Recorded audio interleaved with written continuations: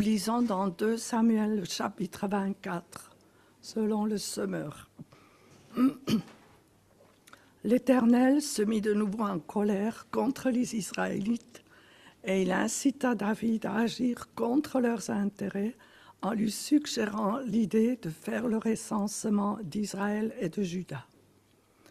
Alors le roi ordonna à Joab, chef de son armée qui se trouvait près de lui: « Parcours, je te prie, toutes les tribus d'Israël, depuis Dan jusqu'à Beersheba, et que l'on recense le peuple, pour que je sache quel en est le nombre. » Joab dit au roi: « Que l'Éternel ton Dieu rende le peuple 100 fois plus nombreux, et que mon Seigneur le roi puisse encore le voir de ses yeux. Mais pourquoi mon Seigneur le roi désire-t-il faire pareille chose ?» Mais le roi maintint l'ordre donné à Joab et au chef de l'armée. Ils se mirent donc en route pour faire le recensement. Ils parcoururent ainsi tout le pays et au bout de 9 mois et 20 jours, ils regagnèrent Jérusalem. Joab communiqua au roi le résultat du recensement du peuple. Israël comptait 800 000 hommes aptes à porter les armes et Juda 500 000. Soudain, David sentit son cœur battre parce qu'il avait ainsi recensé le peuple et il dit à l'Éternel: « J'ai commis une grave faute en faisant cela. Maintenant, Éternel, daigne pardonner la faute de ton serviteur, car je reconnais que j'ai agi tout à fait comme un insensé. » Quand David se leva le lendemain matin, l'Éternel s'adressa au prophète Gad, attaché à la cour de David, en ces termes: « Va dire à David, voici ce que déclare l'Éternel. Je t'impose l'un des 3 châtiments suivants. Choisis l'un d'eux et je te l'infligerai. » Gad se rendit donc chez David et lui communiqua le message. Il lui dit: « Que veux-tu que je fasse venir contre toi cette année de famine dans ton pays, 3 mois de déroute devant les ennemis qui s'acharneront contre toi, ou 3 jours de peste dans ton pays? Réfléchis donc et décide, puis dis-moi ce que je dois répondre à celui qui m'envoie. » David répondit à Gad: « Je suis dans un grand désarroi. Oh, tombons plutôt entre les mains de l'Éternel, car ses compassions sont grandes, mais que je ne tombe pas entre les mains des hommes. » L'Éternel fit donc sévir une épidémie de peste en Israël, depuis ce matin-là jusqu'au terme fixé. Elle sévit de Dan à Beersheba et fit périr 70 000 personnes. L'ange allait étendre sa main sur Jérusalem pour la dévaster. Mais l'Éternel ne voulut pas ce malheur et y renonça. Il ordonna à l'ange qui était en train de décimer le peuple: « Cela suffit maintenant, retire ta main. » L'ange de l'Éternel se tenait alors près de l'aire d'Orna, le Jébusien, entre ciel et terre, son épée dégainée à la main. En voyant l'ange qui frappait le peuple, David pria en disant: « Voici, c'est moi seul qui ai péché, c'est moi, le berger, qui a commis une faute, mais ce pauvre troupeau, qu'a-t-il fait de mal? Frappe-moi donc plutôt, ainsi que ma famille. » Ce même jour, Gad se rendit auprès de David et lui ordonna: « Monte à l'aire d'Orna, le Jébusien, et dressez-y un autel à l'Éternel. » David s'y rendit comme l'Éternel le lui avait ordonné par l'intermédiaire de Gad. Orna, qui était en train de battre du blé, regardait d'en haut et vit le roi et ses ministres venir vers lui. Revêtis de vêtements d'étoffe grossière, il sortit et se prosterna devant le roi, le visage contre terre. Et il demanda: « Pourquoi mon Seigneur le roi vient-il vers son serviteur ?» David lui dit, « Je viens t'acheter cette terre pour y bâtir un autel à l'Éternel, afin que cesse le fléau qui sévit contre le peuple. » Orna répondit à David, « Que mon Seigneur le roi prenne l'air et qu'il offre ce qu'il jugera bon.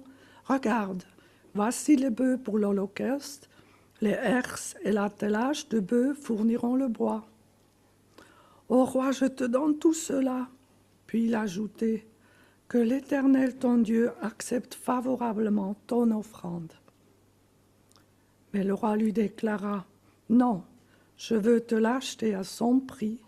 Je n'offrirai pas à l'Éternel mon Dieu des holocaustes ni qui ne me coûtent rien. » Et David achetait l'air et les bœufs pour 50 pièces d'argent. Il bâtit là un autel à l'Éternel, et il offrit des holocaustes et des sacrifices de communion. Ainsi l'Éternel se laissa fléchir en faveur du pays, et la plaie fut détournée d'Israël. Jusqu'à là la lecture. C'est une drôle d'histoire, n'est-ce pas? Qu'est-ce qui vous a frappé ou dérangé pendant la lecture de ce texte? Quelles sont vos réactions? L'histoire se déroule vers la fin de la vie du roi David, donc à la fin, presque 40 ans de royauté. Et elle nous dévoile David dans toute son humanité. Déjà, c'est dit que l'Éternel aurait incité David à compter le peuple, mais dans la même histoire et dans les chroniques, là, c'est dit que c'est Satan qui a incité David à compter. Alors on peut voir peut-être que Dieu a permis que David cesse à la tentation. David veut savoir combien il y a d'hommes pour le combat dans son royaume. Est-ce que c'est l'orgueil ou le bilan des succès pendant son règne, ou encore la puissance de son armée qui le pousse à demander les recensements militaires? Joab, le chef de l'armée, qui est aussi le cousin de David, veut l'en dissuader, car il comprend que David prend le chemin de l'indépendance d'avec Dieu. Il sait bien que la sécurité d'une grande armée est bien petite si Dieu n'est pas aux commandes. Mais David ne veut rien entendre, et Joab exécute l'ordre. Avec ses hommes, il parcourt tout le pays du nord au sud. Au bout de 9 mois et 20 jours, Joab rend le résultat. 800 000 hommes apportent les armes en Israël et 500 000 en Juda. Quand même une jolie petite armée. À l'écoute de ce rapport, la conscience de David se réveille. Il réalise d'un coup ce qu'il a fait. Compter plus sur son armée que sur Dieu. Et David dit à l'Éternel, « J'ai commis une grave faute en faisant cela. Maintenant, Éternel, daigne pardonner la faute de ton serviteur, car je reconnais que j'ai agi mal et que j'ai fait comme un insensé. » Ça c'est David. Tout à coup, la présence de Joab et tous les chefs d'armée ne lui pose pas de problème. Il ne les regarde pas. Il est convaincu de péché. Il ne discute pas avec Dieu, ne se justifie pas par des excuses, etc. Non, il reconnaît sa faute et demande pardon à Dieu. Du moment où il a pris conscience de son péché, il revient à Dieu et confesse le péché commis. Il a réalisé que finalement, il voulait peut-être se flatter un peu avec cette belle armée qu'il a quand même, c'est mon travail de 40 ans. Et là, il réalise qu'il met Dieu de côté. Est-ce que parfois nous ne ressemblons pas aussi à David ? Nous nous appuyons sur nos idées et nos forces en rejetant tout conseil ou avertissement bienveillant, comme Joab a essayé de le faire pour David. Et quel en était le résultat de tout cela? Des heures de travail pour rien, car 9 mois et 20 jours, l'armée était en train de recenser, donc beaucoup de travail et de temps perdu pour rien, puisque finalement ça n'a pas avancé rien du tout. Et souvent en plus, il y a des conséquences difficiles dues à notre entêtement. C'était aussi le cas pour David et son peuple. On ne joue pas avec la sainteté de Dieu. Il envoie le prophète Gad pour proposer une sanction. Cette année de famine. Dans la version grecque, c'est 3 ans de famine, 3 mois de guerre ou 3 jours de peste. David doit choisir. Et David répond à Gad, « Je suis dans un grand désarroi. Oh, tombons plutôt entre les mains de l'Éternel, car ses compassions sont grandes, mais que je ne tombe pas entre les mains des hommes. » Quelle confession magnifique! Oh, tombons plutôt entre les mains de l'Éternel, car ses compassions sont grandes, mais que je ne tombe pas entre les mains des hommes. David a confiance en Dieu, mais il se méfie des mains des hommes. Et moi, comment je réagis quand j'ai péché? Suis-je prête à me remettre entre les mains de Dieu, quoi qu'il arrive, même si c'est une sanction? Suite au choix de David, la peste sévit et 70 000 personnes meurent dans tout le pays. Quand l'ange allait étendre sa main sur Jérusalem pour la dévaster, l'Éternel ne voulait pas ce malheur. Il ordonna à l'ange qui était en train de décimer le peuple, « Cela se suffit maintenant. Retire ta main. » L'ange de l'Éternel se tenait alors près de l'aire d'Orna, le Jébusien, entre ciel et terre, son épée dégainée à la main. Donc David, il a vu cet ange qui était là avec l'épée. Et David qui habitait à Jérusalem. Donc l'aire d'Orna, c'est juste à l'entrée de Jérusalem. Voyant l'ange qui frappait le peuple, priait en disant, « Voici, c'est moi qui ai péché, c'est moi le berger, le roi, qui a commis une faute. Mais ce pauvre peuple, pauvre troupeau, qu'a-t-il fait de mal? Frappe-moi donc plutôt que ma famille. » David se rend compte que Dieu a épargné Jérusalem, et par là, lui et sa maison. Là encore, on voit l'authenticité du cœur de David. Il reconnaît que c'est lui, le roi et le berger du peuple, qui aurait dû être frappé en premier, et non pas le peuple. Il aurait voulu réparer sa faute et épargner ses sujets. Comme pour David, cette sanction nous paraît dure, voire injuste et déroutante.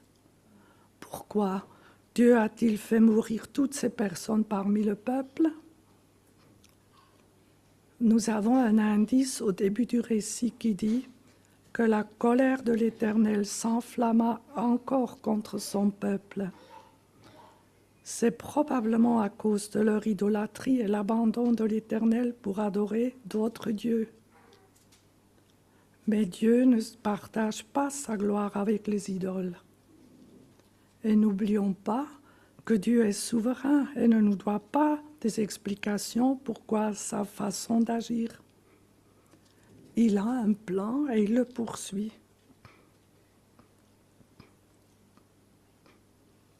Par ailleurs, nous voyons sa compassion et sa grâce envers David en épargnant sa vie et sa famille de la mort, parce qu'il s'était humilié et repenti de tout son cœur à cause de son péché. Et Dieu envoie de nouveau Gad, le prophète, vers David pour lui dire d'aller offrir un sacrifice sur l'aire d'Orna, le Jébusien. Exactement là où Dieu a dit à l'ange d'arrêter l'épidémie. David obéit tout de suite. Et Orna veut offrir les bœufs pour l'offrande et le bois de char pour le feu. Mais David refuse. Lui, il ne veut pas offrir quelque chose à Dieu qui ne lui coûte rien.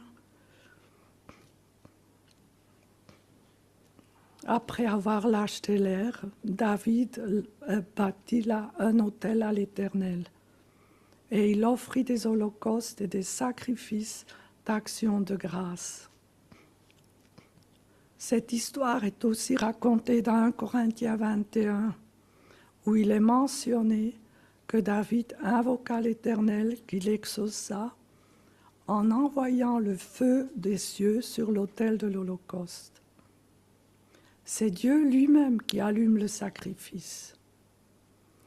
Alors l'Éternel commanda à l'ange, et l'ange remit son épée dans son fourreau. Et l'Éternel fut apaisé envers le pays, et la plaie fut arrêtée en Israël. C'est là qu'on voit que la sanction est terminée et le pardon accordé. Voyez-vous la parallèle avec Jésus? Il a fallu un sacrifice agréé par Dieu pour arrêter la mort due au péché. Par notre naissance, nous méritons tous la mort, c'est-à-dire d'être séparés éternellement de la présence de Dieu. Mais Jésus est venu et a donné sa vie en sacrifice pour apaiser la colère de Dieu envers nous. Et grâce à ce sacrifice, Jésus nous a sauvés de la mort éternelle. Et pour finir, il est intéressant de savoir que l'aire d'Orna est devenue plus tard l'emplacement où Salomon a construit le temple, le lieu de la rencontre avec Dieu. Et le même lieu est également Morija, où Dieu a demandé à Abraham d'aller offrir son fils Isaac, et en dernière minute a pourvu par un bélier comme offrande à sa place d'Isaac. Alors que pouvons-nous retenir de cette histoire? Elle m'a beaucoup parlé sur plein de plans. D'une part, il y a un peuple que Dieu s'est choisi, qu'il a fait une alliance avec eux, et qui était rebelle, qui ne voulait pas écouter, mais il a continué à le transformer, à parler. Et de l'autre côté, il y a des individus. Il y a David qui n'avait pas la même attitude. Dès qu'il voyait que Dieu, qu'il n'était plus en harmonie avec Dieu, que Dieu lui parlait, il s'est repenti et il est revenu à Dieu de tout son cœur. Et selon ces deux attitudes, Dieu a permis que David a été épargné de la mort, parce que Dieu a vu sa repentance et il a donné sa compassion et sa grâce. Et de l'autre côté, dans cette histoire, on voit que Dieu poursuit deux buts. Un, c'est le peuple, pour leur montrer, c'est moi qui est Dieu, c'est moi qui dirige tout, et c'est moi que je ne me laisse pas détrôner par d'idoles. Et en même temps, à David, pour le amener plus loin dans sa sanctification, de sa dépendance à Dieu. Et nous voyons aussi qu'il y a des conséquences qui sont dues au péché. Parfois, Dieu intervient et sanctionne, mais ce n'est pas pour détruire. Je pense qu'il n'y en a aucun de ces 70 000 personnes qui sont mortes que Dieu ne savait pas pourquoi il le faisait périr. Il avait un plan et il savait exactement. Il lit dans les cœurs, il voit tout. Et puis, David était un humain et non sans péché, mais il était authentique et voulait plaire à Dieu. Et ce qui comptait pour lui était sa relation rétablie avec Dieu. Tout le reste lui importait peu. Je trouve que c'est très encourageant pour nous aussi de savoir que nous pouvons faire des erreurs, nous pouvons céder à la tentation, nous pouvons même mal agir et commander pendant 9 mois et 20 jours toute une armée d'aller compter les gens, finalement pour rien. Mais que nous voyons aussi la souveraineté de Dieu qui épargne Jérusalem et la famille de David, mais aussi sa grâce inouïe qui est là et qui est toujours prêt à repartir et à accomplir son plan. Et au final, c'est l'obéissance que David est allé pour faire le sacrifice et que Dieu a, ce qui a apaisé la colère de Dieu, et pour le montrer, il a lui-même envoyé le feu pour allumer le sacrifice. Et puis pour finir, Dieu poursuivit son plan. Son peuple, il l'a guidé jusqu'au bout. Et il a continué son plan. Et déjà, il pourvoyait la construction du temple par Salomon, qui était dans le futur. Il n'a pas abandonné son peuple. Et de voir aussi cette lignée que Dieu avait déjà prévu, ce même lieu, avec Abraham, quand il lui avait demandé de sacrifier son fils bien-aimé. Et que pour plus tard, il avait déjà su que le temple serait érigé sur cet endroit-là. Que notre désir le plus profond puisse être comme celui de David, sensible à la voix de Dieu et humble dans notre marche avec le Seigneur. Amen.